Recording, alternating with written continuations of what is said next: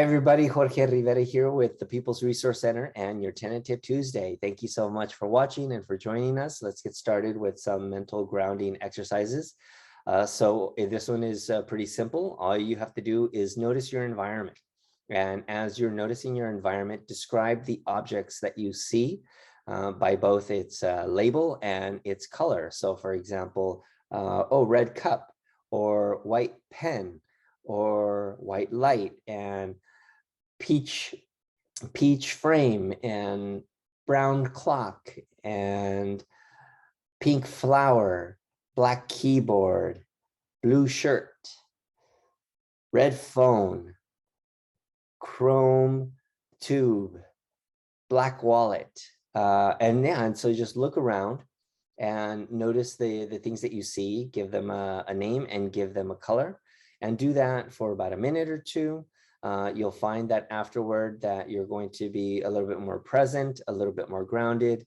It's a good distraction, especially if you're having a lot of emotions or you're feeling really anxious. And it's just a good way to disconnect and to become present, to be able to deal with the stressors of life and the stressors of the world. And it's very important in our work.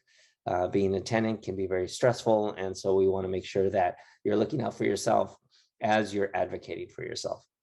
So thank you for joining in that. And let's get started with the tenant tip this week. This week, we are talking about late fees, something that everybody knows a lot about and yet doesn't know a whole lot about why they exist.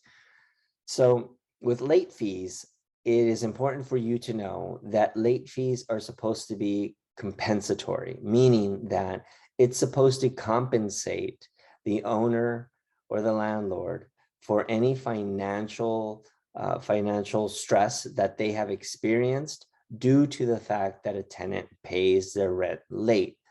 So a late fee is supposed to be justified, meaning that it cannot just be something that's made up just because you pay your rent late.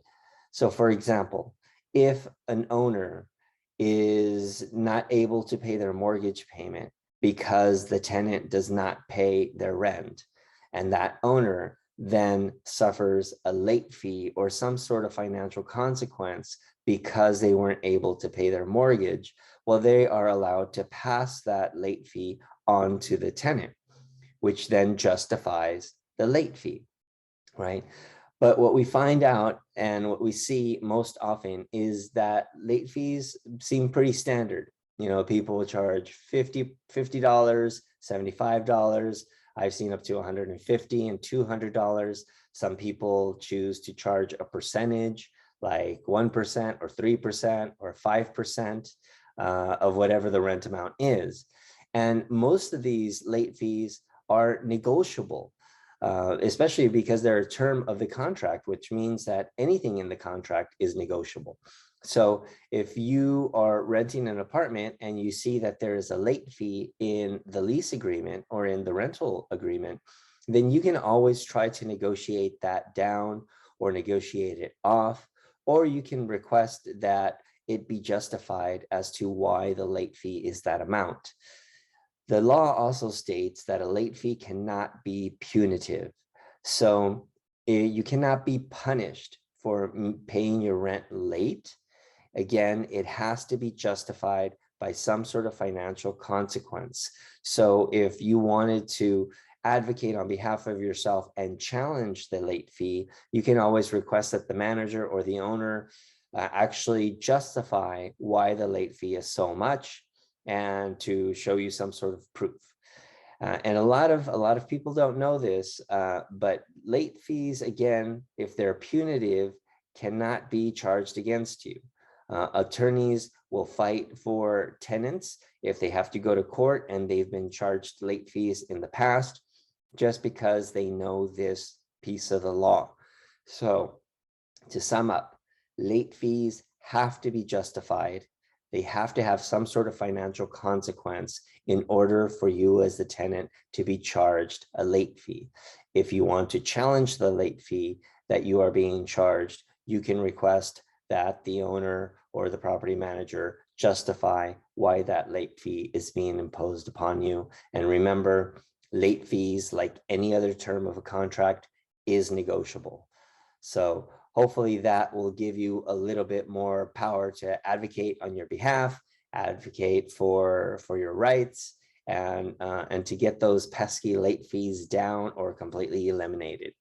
Again, if you have any questions, reach out to us at our tenant counseling hotline. The number will show up at the end of this video. We offer free tenant counseling.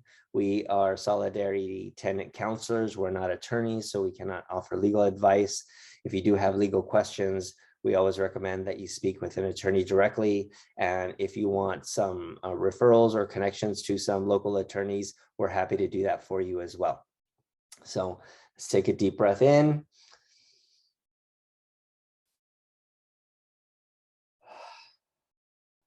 Just absorb all that information, ground ourselves again, collect.